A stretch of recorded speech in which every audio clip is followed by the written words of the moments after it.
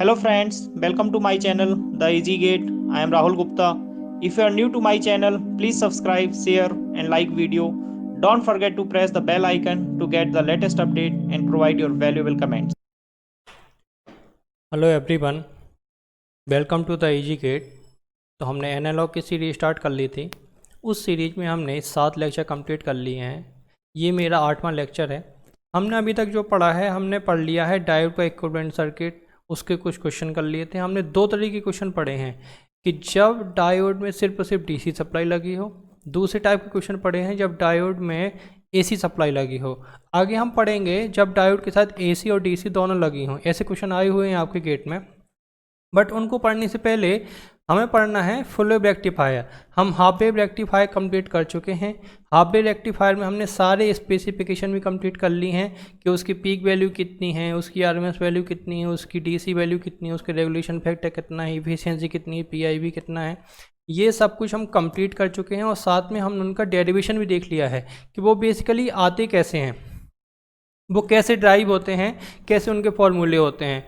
Fine. तो इसके बाद अब हमें देखना है फुल वेव रेक्टिफायर। तो फुल वेव रेक्टिफायर में 2 टाइप के रेक्टिफायर हैं। एक तो है centre tap transformer full wave rectifier और दूसरा है ब्रिज फुल वेव रेक्टिफायर, या फिर इन्हीं को हम बोलते हैं, सेंटर टेप को ही बोलते हैं। कई बार वो एग्जाम में देता है 2 डायोड फुल वेव रेक्टिफायर, जिसमें सिर्फ 2 डायोड यूज होते हैं।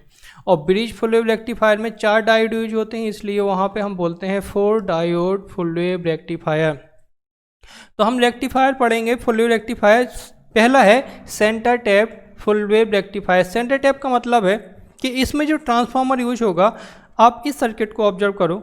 इस सर्किट को आप लोग ड्रॉ कर लेंगे, क्योंकि मैं बार बार स्क्रॉल डाउन और अप करूंगा तो हो सकता है आपको थोड़ी सी परेशानी हो। तो आप सबसे पहले इस सर्किट को ड्रॉ कर लीजिए।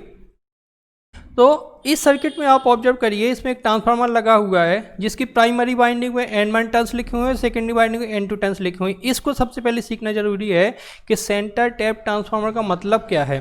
सेंटर टैप ट्रांसफार्मर का मतलब है कि इसकी सेकेंडरी वाइंडिंग 2 इक्वल पार्ट में बटी हुई होती है। इक्वल का मतलब है कि अगर मैं बोल रहा हूँ N1:N2 ट्रांसफार्मर, इसका मतलब ये हो गया कि प्राइमरी वाइंडिंग में N1 नंबर ऑफ टर्न्स होंगे और सेकेंडरी वाइंडिंग की ईच हाफ में N2 नंबर ऑफ टर्न्स होंगे। इसका मतलब अगर मैं बोलूँ टोटल नंबर ऑफ टर्न्स कितने होंगे सेकेंडरी वाइंडिंग में, तो सेकेंडरी वाइंडिंग में टोटल नंबर ऑफ टर्न्स होंगे 2N2।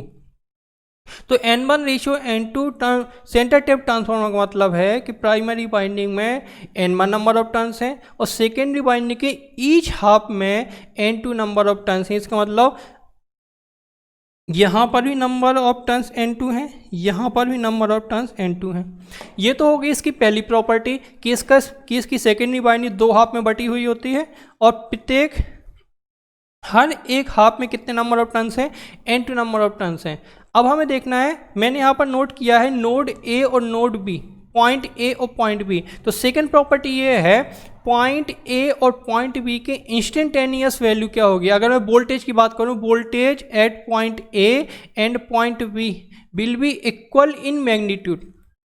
मैग्नीट्यूड में इक्वल होंगे बट साइन में अपोजिट होंगे। इसका मतलब, मेरे कहने का मतलब क्या है कि अगर मैं बोलूं कि बी ए इक्वल टू है, अगर मैं लिखूं B A equal to B M sine alpha, तो वी बी कितना हो जाएगा, वी बी हो जाएगा minus B M sine alpha. ये दोनों मैग्नीट्यूड में तो इक्वल होंगे बट साइन में अपोजिट होंगे। जैसे मैंने यहाँ पर ड्रॉ किया है वी ए और वी बी। अगर आप देखो कि बी ए 0 से लेके पाई के बीच में पॉजिटिव है, तो वी बी 0 से लेके पाई के बीच में निगेटिव है। बी ए पाई से लेके 2 पाई के बीच में पॉजिटिव है, सॉरी निगेटिव है, तो बी बी पाई से लेके 2 पाई के बीच में निगेटिव है। अगर इनके मैग्नीट्यूड देखो आप, तो मैग्नीट्यूड हर एक टाइम पर सेम है दोनों के। अगर मैं इस पॉइंट पर देखूं, अगर मैं किसी एक भी पॉइंट पर देखूं, इस पॉइंट पर देखूं, तो इसका मैग्नीट्यूड ये है, तो उसी सेम पॉइंट पर इसका मैग्नीट्यूड भी यही है। सेम मैग्नीट्यूड सेम है बट साइन में अपोजिट है। अगर ये प्लस में है, ये चीज़ प्लस में है, तो ये चीज़ माइनस में होगी। इसलिए वी ए और बी बी की इंस्टेंटेनियस वैल्यू क्या होंगी, मैग्नीट्यूड में बराबर होंगी और साइन में अपोजिट होंगी। ठीक है, इतनी बात समझ में आ गई कि बी और बी भी मैग्नीट्यूड में बराबर हैं और साइन में अपोजिट हैं। अब हमें देखना ये है कि इसका आउटपुट कैसा होगा। तो आप यहीं पे जगह छोड़ेंगे, यहीं पे हम बनाएंगे आउटपुट बी नॉट। यहीं पे हम बनाने की कोशिश करेंगे आउटपुट बी नॉट। सबसे पहले इसकी ऑपरेशन देखते हैं कि ऑपरेशन है क्या, कैसे ये वर्क करता है, कैसे इसका आउटपुट मिलता है। तो देखेंगे यहाँ से कि ये क्या है, this is the pure AC signal, this is the pure AC signal जो अपने घरों पे आती है 220 वोल्ट आरएमएस, जिसकी फ्रिक्वेंसी है एफ नॉट। इसी को हम बोलते हैं लाइन फ्रिक्वेंसी। लाइन फ्रिक्वेंसी कितनी है, एफ नॉट। अब स्टेप डाउन ट्रांसफार्मर क्या करेगा, इसको कम कर देगा, इसकी पीक वैल्यू को कम कर देगा। तो बेसिकली बी ए और बी बी हैं क्या, ये हैं low voltage pure AC signal. B A equal to हमने मान लिया बी एम साइन एल्फा और बी बी इक्वल टू हमने मान लिया minus B M sine alpha. अब इसकी ऑपरेशन स्टार्ट करते हैं। तो आई होप आप लोगों ने ये डायग्राम ड्रॉ कर लिया होगा। आगे बढ़ते हैं, थोड़ा नीचे जाते हैं, देखेंगे case number one. Case number one, when alpha in between 0 to पाई। जब एल्फा की वैल्यू 0 से लेके पाई के बीच में है तो ऑब्जर्व करो जरा कि बी ए की वैल्यू कैसी है। बी ए की वैल्यू कैसी है, पॉजिटिव है। ये बी ए की वैल्यू पॉजिटिव है, जबकि बी बी की वैल्यू कैसी है, निगेटिव है। इसका मतलब यहाँ पे अगर मैं लिखूँ कि बी ए पॉजिटिव है, बी ए पॉजिटिव है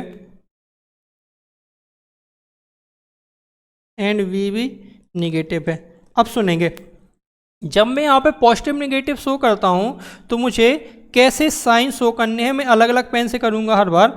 तो मैं सबसे पहले करता हूँ इस पे एक ग्रीन पेन से। देखो, अगर बी ए पॉजिटिव है तो यहाँ प्लस, यहाँ माइनस, ग्राउंड पे माइनस, ये पॉइंट ग्राउंड पर है। कई बार क्या होगा, आर एल का ग्राउंड और ये ग्राउंड कई बुक में दोनों एक साथ मिले होंगे, मतलब ये दोनों पॉइंट कई बार एक ही पॉइंट होंगे। इन दोनों को मिला दिया जाए और एक ग्राउंड बना दिया जाए, कोई दिक्कत नहीं है, इन दोनों को हम सॉर्ट कर सकते हैं, ठीक है। अब अगर बी भी निगेटिव है, इसका मतलब यहाँ पे माइनस आएगा और यहाँ पे प्लस आएगा। ध्यान देना, ये पहला केस है कि जब बी ए पॉजिटिव है और बी बी निगेटिव है। जब बी ए पॉजिटिव है तो देखो मैंने यहाँ पे प्लस लगाया, यहाँ पे माइनस लगाया, और बी बी निगेटिव है तो मैंने यहाँ पे माइनस लगाया, यहाँ पे प्लस लगाया। ये साइन हमें लगाने हैं सिर्फ क्या देखने के लिए कि डायोड ऑन है और ऑफ है। कौन सा डायोड ऑन होगा, कौन सा डायोड ऑफ होगा, हमें सिर्फ यही देखने के लिए लगाना है। तो जैसे ही यहाँ पर प्लस आया, ये प्लस आया, तो साइड D1 तो फॉरवर्ड बायस हो जाएगा, और यहाँ पर माइनस आया तो D2 कैसा हो जाएगा, रिवर्स बायस हो जाएगा। और D2 रिवर्स बायस मतलब ओपन सर्किट, और D1 फॉरवर्ड बायस, इसका मतलब क्या हो जाएगा, शॉर्ट सर्किट। इसका मतलब हम D1 को रिप्लेस करेंगे शॉर्ट सर्किट से और D2 को रिप्लेस करेंगे हम ओपन सर्किट से, क्योंकि यहाँ पर हम कंसिडर करके चल रहे हैं कि दोनों डायोड कैसे हैं, आइडियल हैं, इनकी कैरेक्टरिस्टिक कैसी है, आइडियल है। तो मैं देखो सर्किट बनाऊँगा, ध्यान से देखते जाएंगे। मैं सर्किट बनाऊंगा, ये अपनी सेकेंडरी बाइंडिंग थी, ठीक।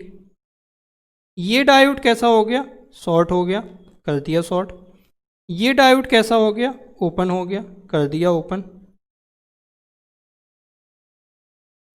और यहाँ पर लगा हुआ है लोड रेजिस्टेंस RL, ये लगा हुआ है लोड रेजिस्टेंस RL, ये RL है, ये B नॉट है, और ये चीज़ भी ग्राउंड है यहाँ पर, और ये प्लस है, ये माइनस है, ये BA है, ये BA है। अब मैं देखो करंट कैसे फ्लो होगी। करंट हमेशा एक क्लोज पाथ में फ्लो होती है, ध्यान रखना, करंट हमेशा एक क्लोज पाथ में फ्लो होगी। क्या इसको क्लोज पाथ मिल रहा है, यस, इसको क्लोज पाथ मिल रहा है। कैसे, ग्राउंड टू ग्राउंड। अगर ये करंट ऐसे स्टार्ट होगी, प्लस से निकलेगी, तो ये ग्राउंड टू ग्राउंड ऐसे फ्लो करेगी और लोड रेजिस्टेंस में ऐसे करंट जाएगी। तो अगर मैं KVL लगाऊं यहाँ पर, तो KVL कैसे लगाएंगे, हमेशा जब भी हम KVL लगाते हैं AC में, ध्यान रखना, मैं फिर से रिपीट कर रहा हूँ, जब भी AC में KVL लगाते हैं तो ग्राउंड की तरफ माइनस लो हमेशा, और फेस की तरफ क्या लो, हमेशा प्लस लो, तभी आप KVL लगाओ, अदरवाइज आपका क्वेश्चन गलत हो जाएगा। तो हम देखो यहाँ पे KVL लगाने की कोशिश करते हैं, तो क्या लगाएंगे, क्या लिखेंगे, माइनस BA, यहाँ पर कोई करंट नहीं है, यहाँ पर कोई भी रेजिस्टेंस नहीं है, plus B not equal to 0, that means B not equal to BA। और B not equal to BA क्या शो करेगा, B not equal to BA show करेगा कि जब एल्फा की वैल्यू 0 से लेके पाई के बीच में है, तब आउटपुट BA को फॉलो करेगा, ना कि BB को। सिर्फ BA को फॉलो करेगा, जैसा BA होगा वैसा ही आउटपुट B नॉट होगा। सेकेंड केस क्या होगा, second case, case number 2, when alpha in between pi to 2 pi. अब ध्यान देंगे, मैं फिर से ऊपर जा रहा हूं। पाई टू 2 पाई के बीच में आप ऑब्जर्व करो कि बी ए कैसा है, बी ए निगेटिव है, और बी बी कैसा है, बी बी पॉजिटिव है। बी ए निगेटिव है और बी बी पॉजिटिव है। मैं यहाँ पे लिख देता हूँ कि कौन कौन पॉजिटिव है, कौन कौन निगेटिव है। तो बी ए निगेटिव है और बी बी पॉजिटिव है, बी बी पॉजिटिव है। अब ध्यान देंगे, मैं यहाँ पे साइन लगा रहा हूँ, मैं यहाँ पे साइन लगा रहा हूँ डायोड को देखने के लिए, सिर्फ और सिर्फ डायोड को देखने के लिए मैं यहाँ पे साइन लगा रहा हूँ। अगर बी ए पॉजिटिव है इसका मतलब यहाँ प्लस आएगा और यहाँ पे माइनस आएगा, और अगर बी ए निगेटिव इसका मतलब यहाँ पे माइनस आएगा और यहाँ पे प्लस आएगा। ध्यान देना ये चीज़ कि कौन पॉजिटिव है कौन निगेटिव है। अगर आपने ये पहचान लिया कौन पॉजिटिव है कौन निगेटिव है, कहाँ पे प्लस आएगा कहाँ पे माइनस आएगा, किसकी पोलैरिटी कैसी होगी, हमें केबीएल कैसे लगाना, अगर आपने ये छोटी छोटी चीज़ें सीख ली तो शायद आपके लिए सब्जेक्ट बहुत ईजी होने वाला है। तो जैसे आपने ये साइन लगाए, आप ध्यान दो, इस नेगेटिव की वजह से, इस नेगेटिव की वजह से ये डायोड कैसा हो जाएगा, ये डायोड हो जाएगा रिवर्स बायस में, और इस पॉजिटिव की वजह से ये डायोड कैसा हो जाएगा, ये डायोड हो जाएगा फॉरवर्ड बायस में। इसका मतलब अपने पास ऑब्जर्वेशन ये आ गई है कि D1 रिवर्स बायस में होगा और D2 फॉरवर्ड बायस में होगा। इतना श्योर हो गया कि D1 रिवर्स बायस में, D2 फॉरवर्ड। जब D1 रिवर्स बायस में तो ओपन सर्किट, D2 फॉरवर्ड में है तो शॉर्ट सर्किट। सर्किट कैसा दिखेगा देखेंगे जरा। मैं फिर से नीचे जा रहा हूँ। ये अपनी सेकेंडरी वाइंडिंग थी, इसको हमने क्या कर दिया, ओपन कर दिया, ठीक है। इसको हमने क्या कर दिया, शॉर्ट कर दिया, ठीक है।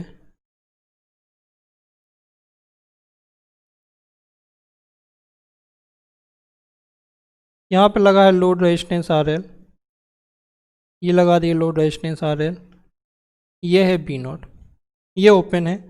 अब देखेंगे ये ग्राउंड है,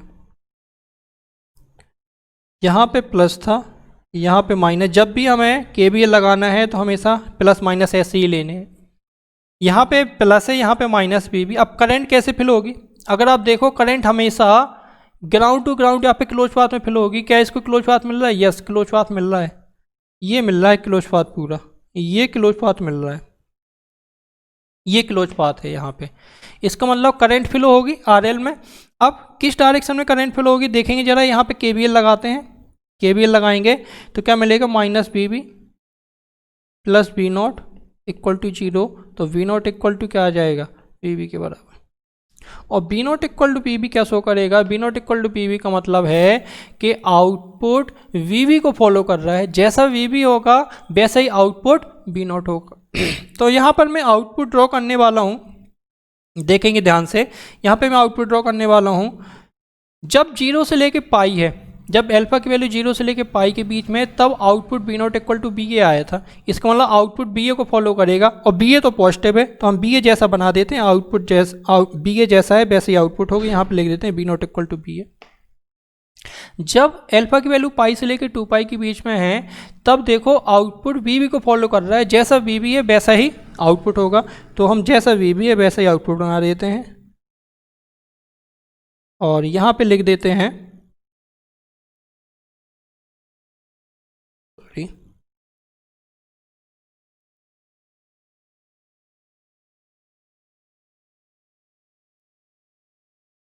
यहाँ पे लिख देते B0 इक्वल टू BB। आगे बढ़ेंगे, फिर से BA को फॉलो करेगा तो B0 इक्वल टू BA, फिर से B0 इक्वल टू BB।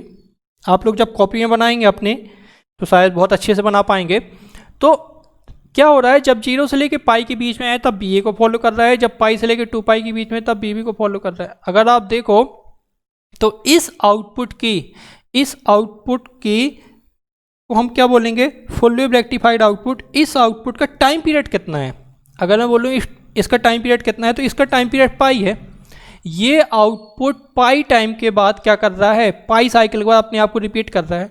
बल्कि इनपुट के टाइम पीरियड कितना था, इनपुट का टाइम पीरियड था 2 पाई, आउटपुट का टाइम पीरियड क्या हो गया, हाफ हो गया। अगर टाइम पीरियड हाफ हो जाएगा तो इसकी फ्रिक्वेंसी क्या हो जाएगी, डबल हो जाएगी। इसका मतलब कि जैसे हाफ वेव रेक्टिफायर में जो आउटपुट की फ्रिक्वेंसी थी जिसको हमने बोला था रिपल फ्रिक्वेंसी थी एफ नॉट लाइन फ्रिक्वेंसी के बराबर, बल्कि यहाँ पर फुल वेव रेक्टिफाइड आउटपुट की फ्रिक्वेंसी कितनी हो जाएगी 2f0, that mean double of line frequency 2f0 के बराबर हो जाएगी। तो ये पूरी ऑपरेशन थी centre tap full wave rectifier की, जिसमें हमने क्या किया, हमने सबसे पहली बात तो लगाया हमने सेंटर टेप ट्रांसफार्मर। यही इसका ड्रॉबैक हो जाएगा कि यहाँ पर हमें सेंटर टेप ट्रांसफार्मर की ज़रूरत पड़ रही है, जो थोड़ा भारी भी होता है और महंगा भी होता है, कॉस्टली भी है। बट एक फ़ायदा है कि यहाँ पर हमें सिर्फ 2 ही डायोड लगाने पड़ रहे हैं, तो वो तो ज़्यादा अपना फ़ायदा नहीं है, वो ज़्यादा फ़ायदा नहीं देखेंगे। बट नुकसान यही है, ड्रॉबैक यही है कि इसमें हमें सेंटर टेप ट्रांसफार्मर यूज करना पड़ रहा है, जो कि थोड़ा कॉस्टली भी है और थोड़ा भारी भी है। तो शायद ये क्या हो जाएगा, इसका ड्रॉबैक हो जाएगा। आप आउटपुट ऑब्जर्व कर लो, आउटपुट की फ्रिक्वेंसी कितनी है, 2f0 है। आई होप आपको ये ऑपरेशन समझ में आई होगी कि इस ऑपरेशन में आउटपुट हमें कैसे मिल रहा है, कैसे करंट फ्लो हो रही है, कब कौन सा डायोड ऑन है, कब कौन सा डायोड ऑफ है। अपने पास एक और फुल वेव रेक्टिफायर है, ब्रिज फुल वेव रेक्टिफायर, हम उसकी ऑपरेशन भी देख लेंगे, फिर इन दोनों को कंपेयर करेंगे, इन दोनों में क्या क्या कमियां हैं और हमने क्यों ब्रिज रेक्टिफायर यूज किया, इसमें कौन सी ऐसी कमी थी जो हमने ब्रिज रेक्टिफायर यूज किया। तो इसके बाद हम देखते हैं ब्रिज रेक्टिफायर, तो देखते हैं फुल वेव रेक्टिफायर। तो ये रहा अपना full wave rectifier, bridge full wave rectifier. तो सबसे पहले तो आप ये सर्किट ड्रॉ कर लेंगे, क्योंकि ये सर्किट एग्जैक्टली आपका यही सर्किट पूछा गया है। 4 ऑप्शन दिए थे, डायोड की डायरेक्शन अलग अलग थी चारों ऑप्शन में। तो ये क्वेश्चन आपका गेट में पूछा गया है कि full wave bridge full wave rectifier कैसे डिजाइन होगा। तो आपको सर्किट भी याद रखना है कि कैसे डायोड लगे हैं, कनेक्शन कैसे हैं, ठीक है। अगेन अब देखो हमने क्या किया, हमने यहाँ पर एक सिंपल ट्रांसफार्मर यूज किया, simple step down transformer use किया, जिसमें अगर मैं प्रॉपर्टी देखो, प्रॉपर्टी सेम है वही कि इनका टर्न रेशियो कितना है, N1 रेशियो N2 है, और N1 की वैल्यू क्या होगी, N2 से ज़्यादा होगी। इसका मतलब प्राइमरी बाइंडिंग में नंबर ऑफ टर्न्स क्या होंगे, सेकेंडरी बाइंडिंग से ज़्यादा होने चाहिए, N1 ग्रेटर देन N2 होगा। ये क्या करेगा, एक high voltage pure AC signal को low voltage pure AC signal में कन्वर्ट कर देगा। तो बेसिकली BI है क्या, अगर मैं BI यहाँ पे लिखूँ तो BI है लो वोल्टेज प्योर एसी सिग्नल, लो वोल्टेज प्योर एसी सिग्नल। तो BI को अगर मैं लिखूँ, BI इक्वल टू है BM साइन एल्फा। भैया BM क्या होगा इसका, BM हो गई इसकी पीक वैल्यू। इतनी चीज़ तो सबको पता है। देखेंगे BI कुछ ऐसे ड्रॉ होगा, BI कुछ ऐसे ड्रॉ होगा, 0 से लेकर पाई के बीच में पॉजिटिव, पाई से लेकर 2 पाई के बीच में नेगेटिव, फिर 2 पाई से लेकर 3 पाई के बीच में पॉजिटिव। हमें अब इसकी ऑपरेशन देखनी है कि ऑपरेशन कैसे होगी। इसमें ध्यान रखना कि इसमें अब हमें प्लस माइनस कैसे लगाना है, इसमें हमें KVL कैसे लगाना है, ये चीज़ ध्यान रखना। बहुत अच्छे से देखना इस लेक्चर को, एंड तक देखना, कुछ भी मिस मत करना। इसमें बहुत अच्छे अच्छे कॉन्सेप्ट आने वाले हैं कि इसमें KVL कैसे लगाना है। एक भी प्लस माइनस की गलती होगी तो आपका आंसर गलत हो जाएगा, आपका क्वेश्चन गलत हो जाएगा। तो प्लस माइनस की गलती नहीं करनी है, ध्यान से देखना क्या कर रहा हूँ मैं, कि फिर से वही केस ले रहा हूँ मैं, case one when alpha in between 0 to पाई। जब अल्फा 0 से लेके पाई के बीच में है तब BI कैसा है, BI पॉजिटिव है। और जब BI पॉजिटिव है तो देखेंगे यहाँ पे साइन कैसे लगाऊंगा मैं अलग अलग पेन से लगाऊंगा दोनों साइकिल में। यहाँ पे प्लस लगाऊंगा, यहाँ पे माइनस लगाऊंगा। मैं फिर से बता रहा हूँ, ये प्लस माइनस आप क्यों लगा रहे हो, सिर्फ और सिर्फ डायोड का स्टेट जानने के लिए कि कौन सा डायोड किस स्टेट में है, ऑन स्टेट में या फिर ऑफ स्टेट में है। आप यहाँ पे KVL लगाने के लिए यहाँ पे प्लस माइनस नहीं लगा रहे हो, आप सिर्फ और सिर्फ डायोड की स्टेट जानने के लिए प्लस माइनस लगा रहे हो। इस प्लस माइनस से आप ये जान पाओगे कि कौन सा डायोड ऑन स्टेट में है और कौन सा डायोड ऑफ स्टेट में है। तो देखेंगे जैसे मैंने यहाँ पे प्लस लगाया, ये प्लस लगाया, तो ये प्लस इस टर्मिनल पे आएगा, इस टर्मिनल पर, और इस टर्मिनल से देखो D2 कैसा कनेक्ट है, इसका P टर्मिनल कनेक्ट है और D1 का N टर्मिनल कनेक्ट है। इसका मतलब D2 कैसा हो जाएगा, D2 ऑन हो जाएगा, और D1 कैसा हो जाएगा, D1 ऑफ हो जाएगा, मतलब ऑफ स्टेट में हो जाएगा। सिमिलरली यहाँ पे अगर नेगेटिव है तो नेगेटिव, यही नेगेटिव यहाँ पे आएगा। जब ये नेगेटिव यहाँ पे आएगा तो D4 कैसा हो जाएगा, D4 ऑफ हो जाएगा, और D3 कैसा हो जाएगा, ऑन हो जाएगा। तो ये प्लस माइनस हमने सिर्फ लगाए हैं सिर्फ और सिर्फ क्या जानने के लिए कि कौन सा डायोड कौन सी स्टेट में है, ऑन स्टेट में या फिर ऑफ स्टेट में है। तो हमने इतना जान लिया प्लस माइनस लगा के D2 और D3 ऑन हो रहे हैं और D1 और D4 ऑफ हो रहे हैं। तो मैं यहाँ पे लिख देता हूँ, मैं यहाँ पे लिख देता हूँ कि D1 एंड D4 ये दोनों ऑफ हैं और D2 एंड D3 ये दोनों ऑन है, ये दोनों ऑन है। ध्यान रखना D2 और D3 कैसे हैं, ये दोनों ऑन है। ठीक, अब सर्किट कैसा बनेगा, सर्किट देखेंगे जरा, सर्किट कैसा बनेगा। ऑफ का मतलब हो जाएगा ओपन सर्किट, ऑन का मतलब हो जाएगा शॉर्ट सर्किट। ठीक, तो देखो सर्किट कैसा बनेगा। ये अपनी सेकेंडरी वाइंडिंग थी,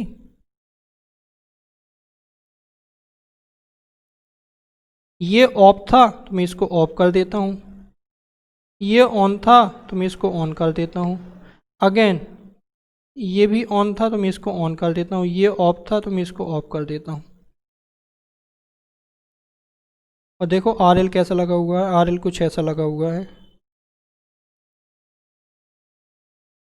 RL कुछ ऐसा लगा हुआ है।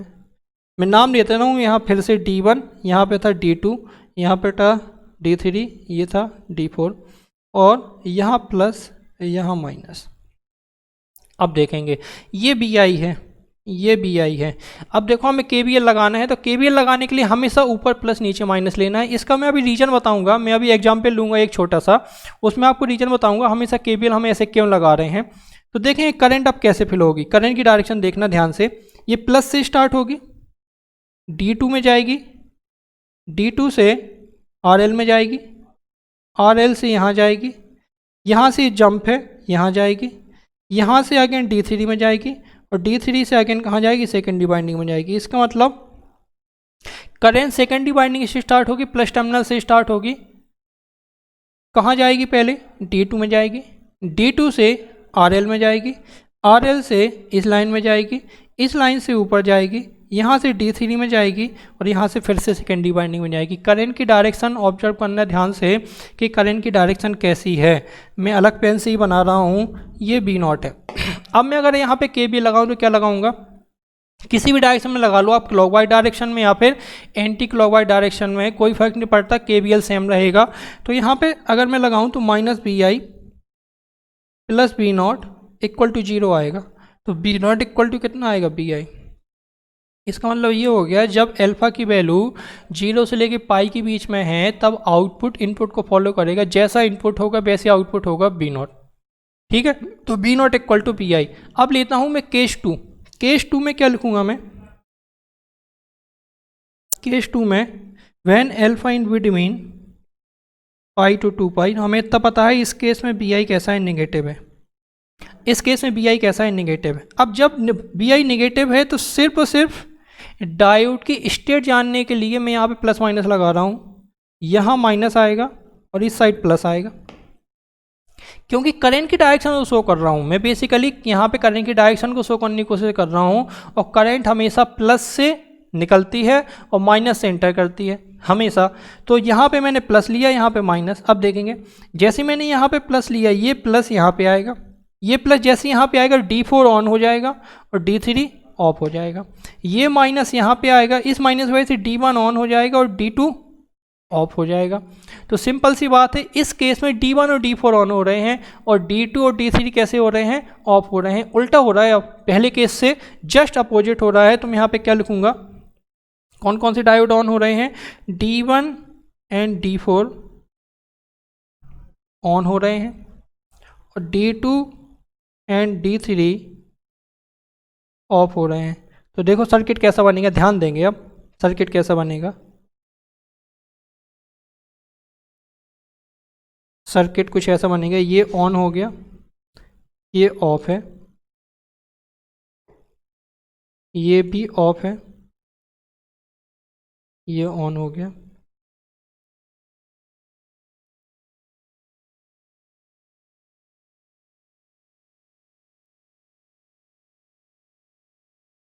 यहाँ RL है,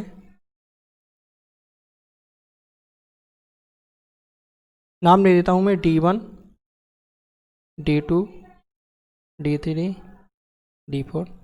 अब देखें करंट किस डायरेक्शन में फ्लो होगी। करंट हमेशा क्लोज पाथ में फ्लो होगी। तो देखो करंट कैसे फ्लो होगी, यहाँ से स्टार्ट होगी, D4 में जाएगी, D4 से RL में जाएगी, RL से यहाँ जाएगी, यहाँ से यहाँ जाएगी, यहाँ से D1 में जाएगी, D1 से अगेन सेकेंडरी बाइंडिंग में आ जाएगी। इसका मतलब देखो करंट कैसे फ्लो हो रही है, यहाँ से स्टार्ट हो रही है, D4 में गई, D4 से RL में गई, RL से यहाँ गई, यहाँ से D1 में गई और D1 से अगेन सेकेंडरी बाइंडिंग गई। ये RL था, ये B0 है। आप ऑब्जर्व करो दोनों केस में लोड रेजिस्टेंस RL में करंट डाउनवर्ड डायरेक्शन में, दोनों केस में करंट डाउनवर्ड डायरेक्शन में, इसका मतलब यूनिडायरेक्शनल है। यूनिडायरेक्शनल का मतलब हो गया, मैंने आपको बिल्कुल शुरुआत में बताया था, यूनिडायरेक्शनल करंट का मतलब हो गया पल्सेटिंग डीसी करंट। तो RL में जो करंट फ्लो हो रही है वो पल्सेटिंग डीसी करंट फ्लो हो रही है, सिर्फ और सिर्फ एक ही डायरेक्शन में फ्लो हो रही है, डाउनवर्ड डायरेक्शन में। अब करंट की डायरेक्शन ये हो गई। अब हमें लगाना है KVL। आप ध्यान से देखना कि मैं यहाँ पे KVL कैसे लगा रहा हूँ। KVL लगाने के लिए हमेशा यहाँ प्लस लो, यहाँ माइनस लो। मैं यहाँ पे पहले मैं इसको सॉल्व कर देता हूँ, फिर एग्जाम्पल लेता हूँ मैंने ऐसा क्यों किया।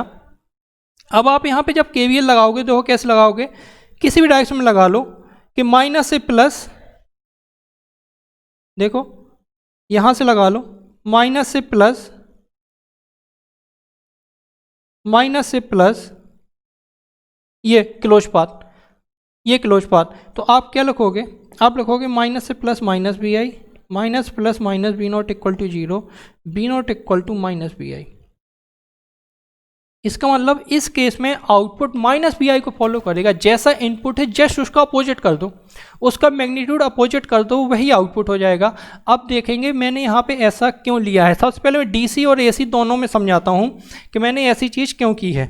अब देखो, अगर आपको कुछ ऐसी बैटरी लगा दी जाए, ये बोला जाए 2 वोल्ट, और ये टर्मिनल का नाम दे दूँ मैं A और ये टर्मिनल का नाम दे दूँ मैं B।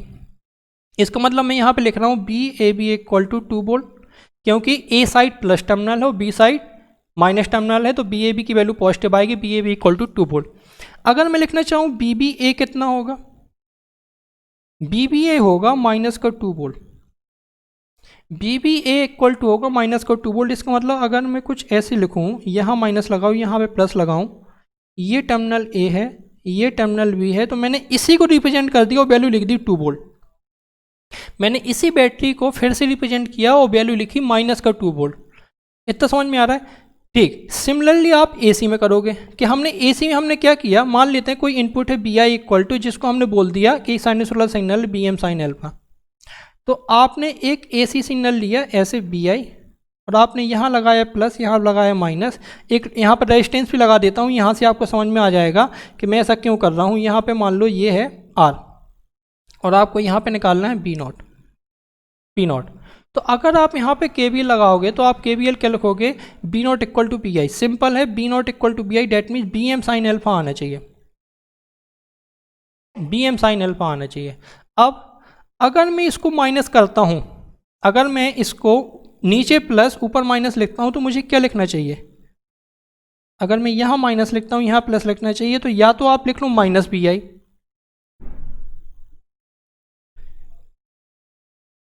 इस केस में भी अगर आप यहाँ पे B0 निकालोगे तो यहाँ पर अभी भी B0 कितना आएगा, B0 इक्वल टू आएगा BI। क्यों?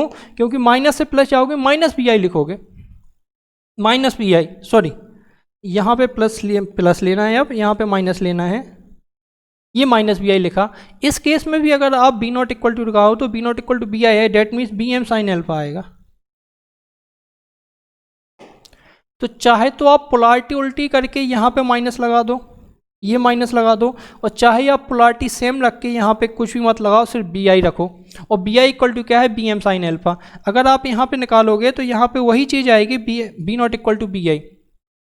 तो आपको इन कन्फ्यूजन से दूर होने के लिए हमेशा करना क्या है, हमेशा जब भी आपको KVL लगाना है तो ऊपर प्लस और नीचे माइनस लगाना है, तभी आप KVL लगाओ। और जो इनपुट है BI इक्वल टू, उसको हमेशा मान के चलना है BM साइन अल्फा। आपको इतना क्लियर हो रहा होगा कि BM साइन अल्फा, ठीक। तो मैंने यहाँ पे क्या किया, मैंने यहाँ पे केवीएल लगाया और यहाँ पे प्लस लिया और यहाँ पे माइनस लिया, ये प्लस लिया, ये माइनस लिया और हमने केवीएल लगाया। तो ध्यान रखना ये क्वेश्चन बहुत ही ज़्यादा गलत हो जाते हैं ऐसे प्लस माइनस में। जब भी आपको किसी भी एसी सर्किट में केवीएल लगाना है तो हमेशा ऊपर प्लस और नीचे माइनस, और इनपुट को ज्यों को त्यों लेना है। इनपुट जैसा है, इनपुट अगर आपका बी एम साइन एल्फा है तो बी एम साइन एल्फा ही लेके चलना है। अगर मैं यहाँ पे बोलूँ तो आउटपुट क्या आया, बेसिकली आउटपुट आपका आया minus B M sine alpha, क्योंकि बी आई इक्वल टू क्या है, B I equal to B M sine alpha, तो आपका आउटपुट आया B not equal to minus B M sine alpha. अगर आप नीचे प्लस ऊपर माइनस ले लेते तो आपका आउटपुट आता B not equal to B I, और बी आई इक्वल टू आपने माना हुआ है बी एम साइन एल्फा, तो आपका आउटपुट आ जाता बी एम साइन एल्फा, तब जो तो गलत हो जाता, जो गलत है। तो हमेशा B not equal to minus B I कब आया, जब आपने ऊपर प्लस लिए नीचे माइनस लिए। ये चीज़ आपको हमेशा ध्यान रखनी है, अदरवाइज क्वेश्चन गलत हो जाएगा। ये बहुत अच्छा कॉन्सेप्ट है, अगर आपने इसको नहीं समझा तो क्वेश्चन गलत होने के चांस बहुत ज़्यादा हो जाएंगे। तो आउटपुट आया आपका minus B M sine alpha. अब मैं आउटपुट ड्रॉ कर रहा हूँ, देखेंगे जरा आउटपुट कैसे ड्रॉ होगा। जब 0 से लेके पाई के बीच में तब B not equal to P I है, मतलब जैसा इनपुट है वैसे ही आउटपुट होगा। जब पाई से लेके 2 पाई के बीच में तब output B not equal to minus P I, मतलब जैसा इनपुट है उसका अपोजिट कर दो, B not equal to minus P I, again B not equal to B I, again B not equal to minus B I. ये चीज़ आपको ध्यान रखनी है, और जिसको भी कोई भी कन्फ्यूजन हो एक बार कमेंट बॉक्स में डाल देना, मैं फिर से इसको एक्सप्लेन कर दूंगा। ये बहुत अच्छा कॉन्सेप्ट है केवीएल लगाने का। अगर आपने ये कॉन्सेप्ट यहाँ पे समझ लिया तो आपके एक भी क्वेश्चन गलत नहीं होंगे। तो अगर अब आप आउटपुट देखो तो आउटपुट शायद यही है अपना फुल वेव रेक्टिफाइड आउटपुट। यही आउटपुट आया था अपना सेंटर टेप रेक्टिफायर में। तो आउटपुट तो सेम आना है, फुल वेव रेक्टिफाइड आउटपुट।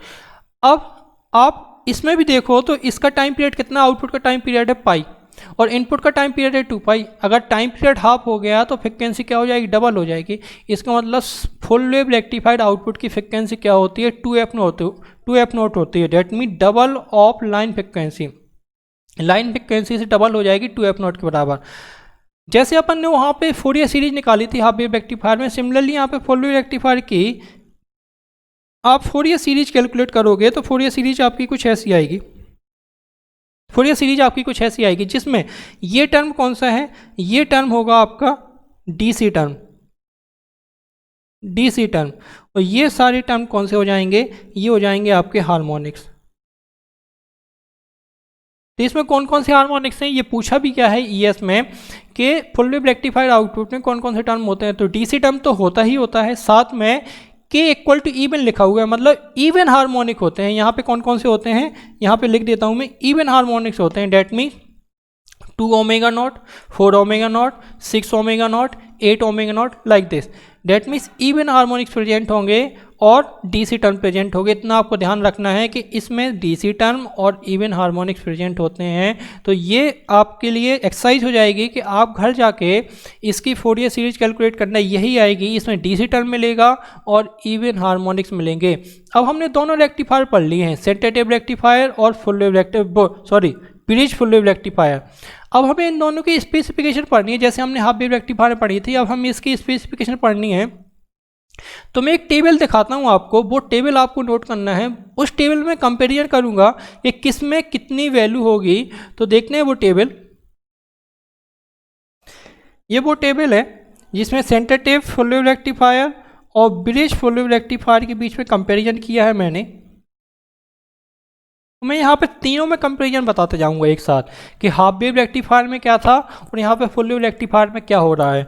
देखेंगे हाफ वेव रेक्टिफायर में इंस्टेंटेनियस आउटपुट करंट कितनी थी, वो थी I equal to I M sine alpha when alpha in between 0 to pi and 0 when alpha in between pi to 2 pi. This is pi to 2 pi, not 0 to pi. This is pi to 2 pi, this is pi to 2 pi. यहाँ पे क्या आएगा, यहाँ पे आएगा I equal to I M sine alpha when alpha in between 0 to pi and minus I M sine alpha when alpha in between pi to 2 pi. आपने देखा भी था कि एक बार में क्लॉकवाइज डायरेक्शन में करंट फ्लो हो रही थी और एक बार में एंटी क्लॉकवाइज डायरेक्शन में करंट फ्लो हो रही थी। दोनों डायरेक्शन कैसी हैं, एक दूसरे का अपोजिट हैं। तो एक अगर आई एम साइन एल्फा है तो दूसरी कितनी हो जाएगी, minus I M sine alpha. इसलिए मैंने वहाँ पे करंट की डायरेक्शन भी शो की थी। आप ऊपर जाना, आप देखना जरूर कि एक केस में जब 0 से लेकर पाई के बीच में थी तो एक बार में करंट क्लॉकवाइज डायरेक्शन में थी, तो दूसरी बार में करंट एंटी क्लॉकवाइज डायरेक्शन में थी। दोनों डायरेक्शन कैसी अपोजिट, इसलिए हमने क्या लगा दिया, माइनस के आई एम साइन एल्फा और minus I M sine alpha. जैसे हमने वहाँ पे निकाली थी डीसी वैल्यू वहाँ पे कितनी आई थी, आई एम बाई पाई। यहाँ पे कितनी आएगी, 2 आई एम बाई पाई दोनों केस में, क्योंकि आउटपुट तो सेम है, वेवफॉर्म सेम है, तो डीसी वैल्यू भी सेम आएगी, बट आई एम में डिफरेंस आ जाएगा। क्यों, जब centre tap full wave rectifier पढ़ रहे थे तो वहाँ पे एक बार में एक डायोड ऑन हो रहा था सिर्फ, तो आई एम की वैल्यू आएगी B M upon R F plus R L. जबकि जब हमने ब्रिज रेक्टिफायर पढ़ा तो एक बार में 2 डायोड ऑन हो रहे थे। 2 डायोड ऑन होने का मतलब है कि आई एम की वैल्यू हो जाएगी B M upon 2 R F plus R L. इतना समझ में आ रहा है, ठीक। अब R M S output current वहाँ पे कितनी आई थी, आई एम बाई 2, यहाँ पे कितनी आएगी, I M by root 2। Wave form दोनों की सेम है, जब वेव फॉर्म सेम है तो आई एम बाई रूट 2 दोनों की आएगी। वहाँ पे रिपल फैक्टर आया था, हाफ वेव रेक्टिफायर में रिपल फैक्टर आया था 1.21। जिसने हाफ वेव रेक्टिफायर का लेक्चर नहीं देखा है तो वो लेक्चर जरूर देख लें, मैं यहाँ पे लिंक दे दूंगा आपको, वो लेक्चर जरूर देखें हाफ वेव रेक्टिफायर, तभी आपको फुल वेव रेक्टिफायर समझ में आएगा। तो हाफ वेव रेक्टिफायर में रिपल फैक्टर आया था 1.21, जबकि फुल वेव रेक्टिफायर में रिपल फैक्टर आएगा 0.483।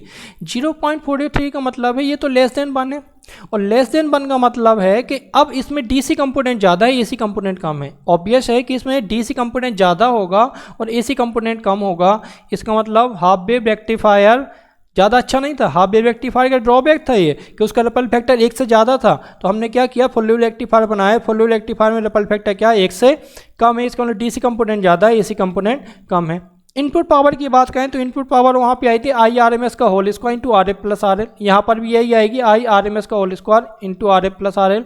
जबकि ब्रिज में आप ऑब्जर्व करो, ब्रिज में एक बार में 2 डायोड ऑन है तो ये आएगा I R M S whole square 2 R F plus R L. वहाँ पे इफिशियंसी कितनी आई थी, इफिशियंसी आई थी 40.5, मैक्सिमम इफिशियंसी थी 40.5। अगर मैं यहाँ पे मैक्सिमम की बात करूँ, जब आर एफ इक्वल टू 0 हो तो मैक्सिमम इफिशियंसी आएगी 81%, इसका मतलब डबल हो जाएगी। तो फुल वेव रेक्टिफायर में इफिशियंसी क्या होती है, ज़्यादा होती है, जस्ट डबल हो जाती है। यही क्या है, इसका एडवांटेज है। This is the advantage of full wave rectifier over half wave rectifier की इसकी इफिशियंसी क्या हो जाती है, डबल हो जाती है। डीसी डायोड वोल्टेज, डायोड के अक्रॉस डीसी वोल्टेज कितना आएगा, तो वहाँ पे आया था minus B M by pi. ध्यान देंगे कि सेंटर टेप के केस में आएगा minus two B M by pi, और ब्रिज के केस में आएगा minus B M by pi.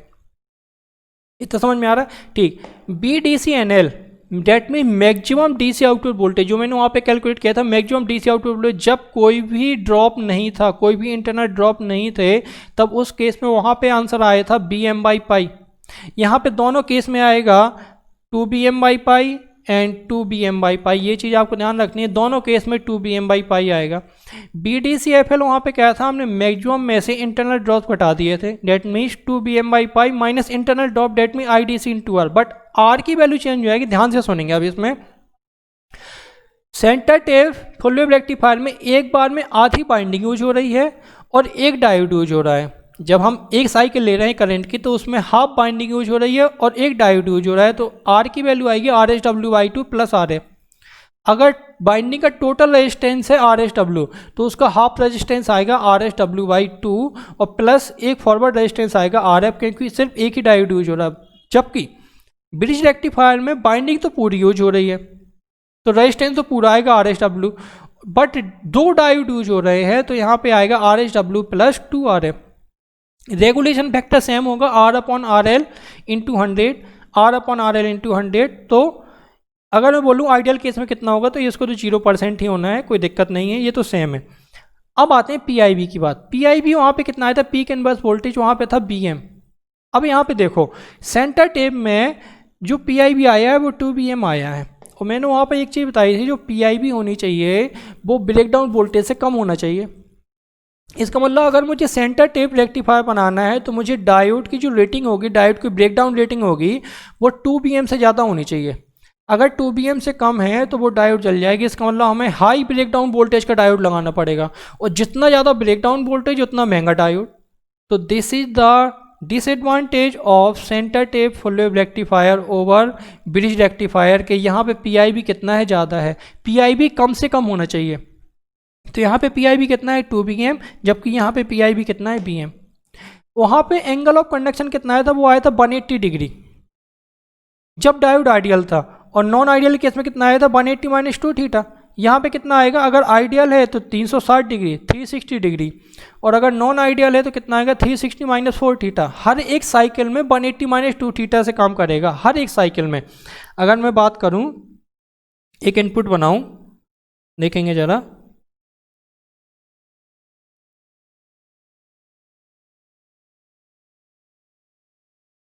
ये इनपुट है, ये 0 है, ये पाई है, ये 2 पाई है।